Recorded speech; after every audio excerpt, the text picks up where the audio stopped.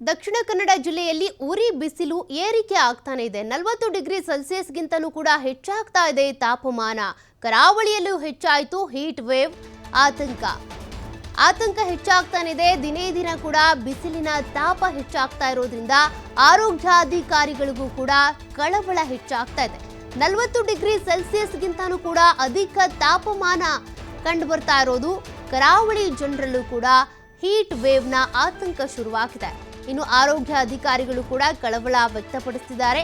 ಆರೋಗ್ಯವನ್ನ ಕಾಪಾಡಿಕೊಳ್ಳುವಂತೆ ಆರೋಗ್ಯ ಅಧಿಕಾರಿಗಳೇ ಸಲಹೆ ಕೊಟ್ಟಿದ್ದಾರೆ. ಮಧ್ಯಾಹ್ನ 12 ಗಂಟೆಯಿಂದ 3 ಗಂಟೆವರೆಗೆ ಹೊರಗೆ ಹೋಗೋದಕ್ಕೆ ಹೋಗಬೇಡಿ. ಅತಿ ಹೆಚ್ಚು ಬಿಸಿಲಿರುತ್ತೆ. ಬಾಯಾರಿಕೆ ಇಲ್ಲದೆ ಇದ್ರೂ ಕೂಡ ಸಾಕಷ್ಟು ನೀರನ್ನ ಕುಡೀರಿ. ಯಾಕೆಂದ್ರೆ ಬಾಡಿ ಡಿಹೈಡ್ರೇಟ್ ಆಗಬಾರ್ದು ಅನ್ನುವಂಥ ಕಾರಣಕ್ಕೆ ಮಕ್ಕಳನ್ನ ಬಿಸಿಲಲ್ಲಿ ಆಟ ಆಡದೇ ಇರೋ ರೀತಿಯಾಗಿ ನೋಡ್ಕೊಳ್ಳಿ. ದಕ್ಷಿಣ ಕನ್ನಡ ಆರೋಗ್ಯ ಅಧಿಕಾರಿ ಡಾಕ್ಟರ್ HR ತಿಮ್ಮಯ್ಯ ಅವರು ಮನವಿ ಮಾಡಿಕೊಂಡಿದ್ದಾರೆ. ಬಿಸಿಲಲ್ಲಿ 12 ಗಂಟೆಯಿಂದ 3 ಗಂಟೆವರೆಗೂ ಕೂಡ ಬಿಸಿಲಲ್ಲಿ ಹೊರಗೆ ಹೋಗೋದಕ್ಕೆ ಹೋಗಬೇಡಿ. ಮಕ್ಕಳನ್ನ ಆಟ ಆಡೋದಕ್ಕೆ ಬಿಡಬೇಡಿ. ಮತ್ತು ಯಥೇಚ್ಛವಾಗಿ ನೀವು ಎಷ್ಟು ನೀರನ್ನು ಕುಡಿತೀರೋ ಅಷ್ಟು ನಿಮ್ಮ ಆರೋಗ್ಯಕ್ಕೆ ಒಳ್ಳೆಯದು.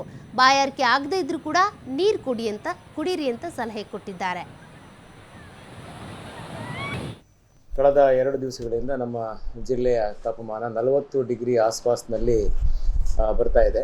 ಈ ನಮ್ಮ ದೇಹದ ಉಷ್ಣಾಂಶ 97ರಿಂದ 99 ಡಿಗ್ರಿ ಫ್ಯಾರೆನ್ಹೀಟ್ವರೆಗೆ ನಮ್ಮ ದೇಹದ ಸಹಜ ಉಷ್ಣಾಂಶ ಇರುತ್ತೆ.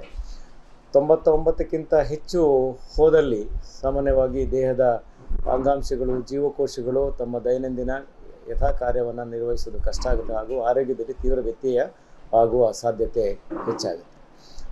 ಸಾಮಾನ್ಯವಾಗಿ ವಾತಾವರಣದ ಉಷ್ಣಾಂಶ ನಮ್ಮೆಲ್ಲರಿಗೂ ತಿಳಿದ ಹಾಗೆ 35, 36 ಅಥವಾ 37 ಇದ್ದಲ್ಲಿ ಒಂದಷ್ಟು ನಾವು ಸಹಿಸ್ಕೊಳ್ಬೋದು. 38, 39ಕ್ಕೆ ಜಾಸ್ತಿ ಆದಲ್ಲಿ, ವಿಶೇಷವಾಗಿ ಕರಾವಳಿ ಭಾಗದಲ್ಲಿ ಈ ಆರ್ದ್ರತೆ ಅಥವಾ ನಾವು ಏನು ಹ್ಯುಮಿಡಿಟಿ ಅಂತ ಹೇಳ್ತೀವಿ, ಇದರಿಂದ ಕೂಡ ಸೆಕೆ ಆಗೋ ಸಾಧ್ಯತೆ ಜಾಸ್ತಿ ಇರುತ್ತೆ. ಇದರಿಂದ ಕೂಡ ಸಮಸ್ಯೆ ಆಗ್ತಾಯಿದೆ. ಮೊದಲಿಗೆ ಈ ಉಷ್ಣಾಂಶದ ಏರಿಕೆ ಯಾಕೆ ಆಗ್ತಾಯಿದೆ ಅಂಥೇಳಿ ನಾವು ಒಂದಷ್ಟು ಆತ್ಮಾವಲೋಕವನ್ನು ಮಾಡ್ಕೊಳ್ಬೇಕಾಗತ್ತೆ. ಯಾಕೆ ಅಂತಂದರೆ ವಾತಾವರಣದ ಉಷ್ಣಾಂಶಕ್ಕೆ ಏರಿಕೆಗೆ ಪ್ರತಿಯೊಬ್ಬರು ಕಾರಣ ಆಗ್ತೀವಿ. ಮರಗಳನ್ನು ನಿರಂತರವಾಗಿ ಕಡಿತಾ ಇದ್ದೀವಿ ಹಾಗೂ ಮರ ಕಡಿದ ಜಾಗಕ್ಕೆ ಮತ್ತೆ ನಾವು ಗಿಡಗಳನ್ನು ಅಥವಾ ಮರಗಳನ್ನು ಬೆಳೆಸೋ ಪ್ರಯತ್ನವನ್ನು ಮಾಡ್ತಾ ಇಲ್ಲ. ಒಂದು ಎರಡನೇದು ಅತಿಯಾದ ಪ್ಲಾಸ್ಟಿಕ್ ಬಳಕೆ ಕೂಡ ನಾವು ಮಾಡ್ತಿದ್ದೀವಿ. 3 ಮತ್ತು ಪ್ರಮುಖ ಕಾರಣ ಅತಿಯಾದ ಕೈಗಾರಿಕಾಕರಣ ಹಾಗೂ ವಾಹನಗಳ ಬಳಕೆಯಿಂದ ನಮಗೆ ಕಾರ್ಬನ್ ಡೈಆಕ್ಸೈಡ್ ವಾತಾವರಣಕ್ಕೆ ಅದಕ್ಕೆ ಪರಿಸರಕ್ಕೆ ಎಗ್ಗಿಲ್ಲದೆ ಬಿಡುಗಡೆ ಆಗ್ತಾ ಇದೆ. ಈ ಕಾರ್ಬನ್ ಡೈಆಕ್ಸೈಡ್ ಬಿಡುಗಡೆ ಆಗ್ತಾ ಇರೋದ್ರಿಂದಲೇ ನಮಗೆ ಅತಿ ಹೆಚ್ಚು ಉಷ್ಣಾಂಶದ ಏರುಪೇರಿಗೆ ಪ್ರಮುಖ ಕಾರಣ ಆಗ್ತಾ ಇದೆ. ಈ ಪರಿಸರದ ನಾಶ ಅಥವಾ ಪರಿಸರದ ಮಾಲಿನ್ಯದಿಂದ ನಮಗೆ ವಾತಾವರಣದಲ್ಲಿ ಇರುವ ಓಝೋನ್ ಪದರ ಏನಿದೆ ಇದಕ್ಕೆ ತುಂಬ ಹಾನಿ ಆಗ್ತಾ ಇದೆ. ಈ ಓಝೋನ್ ಪದರ ಹಾನಿ ಆಗ್ತಾ ಇರೋದ್ರಿಂದ ಅಲ್ಟ್ರಾವೈಲೆಟ್ ರೇಸ್ ಅಥವಾ ಇನ್ಫ್ರಾರೆಡ್ ರೇಸ್ಗಳು ನೇರವಾಗಿ ಭೂಮಿಯನ್ನು ತಲುಪ್ತಾ ಇದೆ. ಇದು ಕೂಡ ಈ ವಾತಾವರಣದ ಉಷ್ಣಾಂಶದ ಏರಿಕೆಗೆ ಪ್ರಮುಖ ಕಾರಣ ಆಗ್ತಾ ಇದೆ. ಈಗ ಒಂದಷ್ಟು ಮುಂಜಾಗ್ರತಾ ಕ್ರಮಗಳನ್ನು ನಾವು ಏನು ಮಾಡ್ಬೋದು ಅಂತ ತಿಳ್ಕೊಳ್ಳೋ ಪ್ರಯತ್ನವನ್ನು ನಾವೀಗ ಮಾಡೋಣ. ಮೊದಲನೇದಾಗಿ ನಾವು ಈ ಅತಿಯಾದ ಉಷ್ಣಾಂಶವನ್ನು ತಡೆಗಟ್ಟೋದಕ್ಕೋಸ್ಕರ ಹಾಗೂ ಸಾಮಾನ್ಯ ಬೆಳಿಗ್ಗೆ 11ರಿಂದ 3 ಗಂಟೆಯವರೆಗೆ ಸಾಧ್ಯವಾದಷ್ಟು ಮಟ್ಟಿಗೆ ಬಿಸಿಲಿನ ಜಳಕ್ಕೆ ನೇರವಾಗಿ ಮೈಯನ್ನು ಒಡ್ಡುವುದನ್ನು ನಾವು ತಡೆಗಟ್ಟಬೇಕಾಗತ್ತೆ. ತೀರಾ ಹೊರಗೆ ಹೋಗೋ ಸಂದರ್ಭ ಎಲ್ಲರೂ ಕೆಲಸಕ್ಕೆ ಹೋಗೋ ಸಾಧ್ಯತೆ ಇರೋದ್ರಿಂದ ಏನು ಮಾಡಬೇಕು, ತಿಳಿಯಾದ ಬಟ್ಟೆ, ಹತ್ತಿ ಬಟ್ಟೆಗಳನ್ನು ಧರಿಸುವಂಥದ್ದು. ಸಾಮಾನ್ಯವಾಗಿ ಲೂಸ್ ಆಗಿರೋ ಬಟ್ಟೆಗಳನ್ನು ಲೂಸ್ ಫಿಟ್ಟಿಂಗ್ ಹಾಕ್ಕೋಬೇಕು. ಟೈಟಾಗಿ ಹಾಕೋದ್ರಿಂದ ಉಷ್ಣಾಂಶ ಜಾಸ್ತಿ ಆಗುವ ಸಾಧ್ಯತೆ ಇರುತ್ತೆ. ಕಳೆದ 2 ದಿವಸಗಳಿಂದ ನಮ್ಮ ಜಿಲ್ಲೆಯ ತಾಪಮಾನ 40 ಡಿಗ್ರಿ ಆಸ್ಪಾಸ್ನಲ್ಲಿ ಬರ್ತಾ ಇದೆ. ಈ ನಮ್ಮ ದೇಹದ ಉಷ್ಣಾಂಶ ನೋಡಿ, ಕರಾವಳಿ ಸೇರಿದಂತೆ ಅನೇಕ ಜಿಲ್ಲೆಗಳಲ್ಲಿ ಬಿಸಿಲಿನ ತಾಪಮಾನ ಹೆಚ್ಚಾಗ್ತಾನೆ ಇದೆ. ಹೀಗಾಗಿ ಆರೋಗ್ಯಾಧಿಕಾರಿಗಳೇ ಇದಕ್ಕೆ ಸಂಬಂಧಪಟ್ಟಂತೆ ಒಂದಷ್ಟು ಸಲಹೆಗಳನ್ನು ಕೊಟ್ಟಿದ್ದಾರೆ. ನೀವು ತುಂಬ ಟೈಟ್ ಫಿಟ್ಟಿಂಗ್ ಇರುವಂಥ ಬಟ್ಟೆಗಳನ್ನ ಧರಿಸೋದಕ್ಕೆ ಹೋಗಬೇಡಿ. ಲೂಸ್ ಫಿಟ್ಟಿಂಗ್ ಬಟ್ಟೆಗಳನ್ನ ಹಾಕ್ಕೊಳ್ಬೇಕು. ಮತ್ತು ಪ್ರತಿನಿತ್ಯವೂ ಕೂಡ ನೀವು ಆಗಾಗ ನೀರನ್ನು ಕುಡಿತಾನೆ ಇರಬೇಕು. ಬಾಡಿ ಡಿಹೈಡ್ರೇಟ್ ಆಗಬಾರ್ದು. ನೀರಿನ ಅಂಶ ನಿಮ್ಮ ದೇಹದಲ್ಲಿ ಇದ್ದಷ್ಟು ಒಳ್ಳೆಯದು.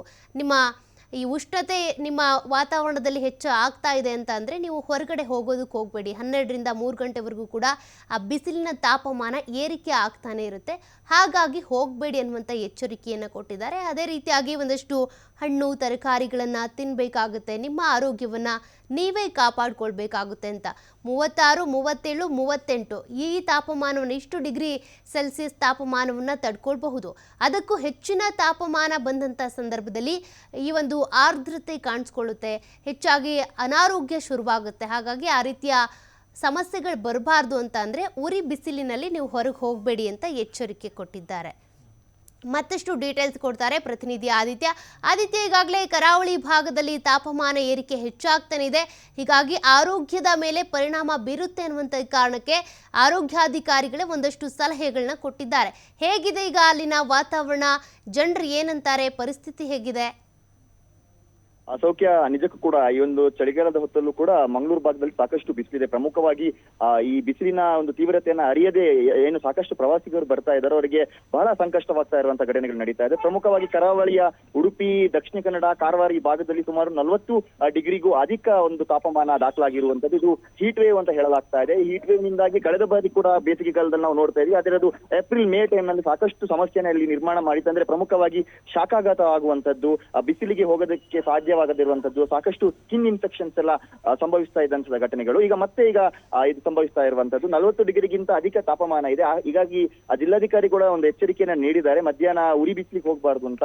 ಪ್ರಮುಖವಾಗಿ 12 ಗಂಟೆಯ ಬಳಿಕ ಒಂದು 3 ಗಂಟೆ ತನಕ ಕೂಡ ಉರಿ ಬಿಸಿಲಿಗೆ ಹೋಗುವಂತದ್ದನ್ನ ಕಡಿಮೆ ಮಾಡಿ ಅಂತ ಹೇಳಲಾಗ್ತಾ ಇದೆ. ಪ್ರಮುಖವಾಗಿ ಇದು ದಕ್ಷಿಣ ಕನ್ನಡ ಜಿಲ್ಲೆಯ ಒಂದು ಪ್ರವಾಸೋದ್ಯಮಕ್ಕೆ ಬಹಳಷ್ಟು ಹೊಡೆತವನ್ನ ನೀಡುವಂತ ಸಾಧ್ಯತೆ ಇದೆ. ಸಮುದ್ರ ತೀರಗಳನ್ನ ನೋಡೋದಕ್ಕೆ ಸಾಕಷ್ಟು ಪ್ರವಾಸಿಗರು ಬರ್ತಾ ಇದ್ದಾರೆ. ಸೊ ಅವರನ್ನು ಕೂಡ ಎಚ್ಚರಿಸುವಂತ ಕೆಲಸಗಳನ್ನ ಜಿಲ್ಲಾಡಳಿತ ಮಾಡ್ತಾ ಇದೆ ಮತ್ತು ಸಾಕಷ್ಟು ಒಂದು ಸೂಚನೆಗಳನ್ನು ಕೂಡ ಈಗ ನೀಡಲಾಗಿದೆ. ಸತ್ಯ.